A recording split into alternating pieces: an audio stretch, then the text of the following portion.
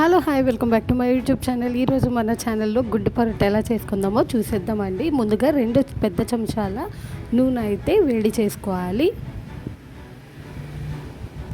నూనె వేడెక్కిన తర్వాత ఇందులో ముందుగా మనం కట్ చేసి పెట్టుకున్న 4-5 పెద్ద ఉల్లిపాయలు, అలాగే 2-3 పచ్చిమిరపకాయలు అయితే కట్ చేసుకోవాలండి.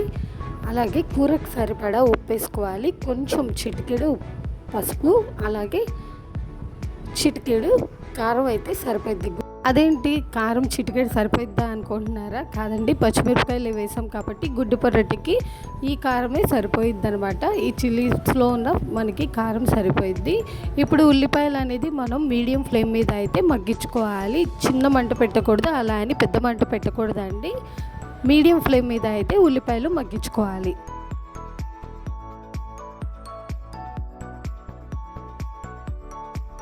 మనం ఏ కర్రీ అయినా పొయ్యి మీద వేసేసి అలా వదిలేయకూడదండి.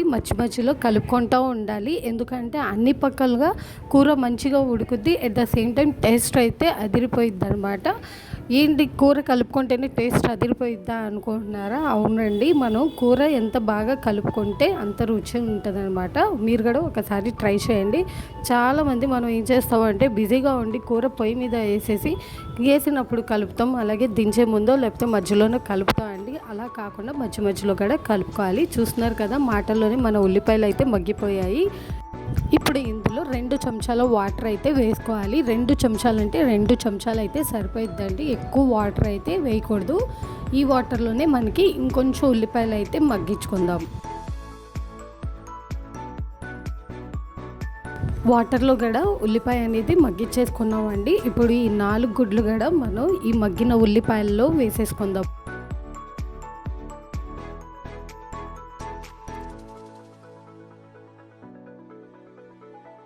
చూస్తున్నారు కదా, గుడ్లన్నీ ఇలాగా పగలగొట్టి గుడ్లు అయితే వేసేసుకుందామండి.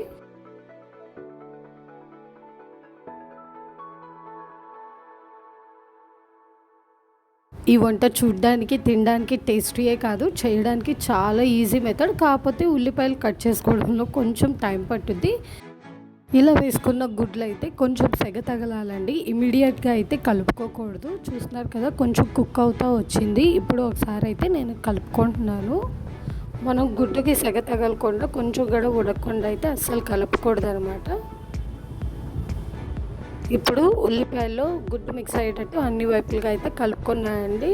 ఇప్పుడు ఇంకో 5-10 నిమిషాలు అయితే కూరని ఉడికించుకుందాము.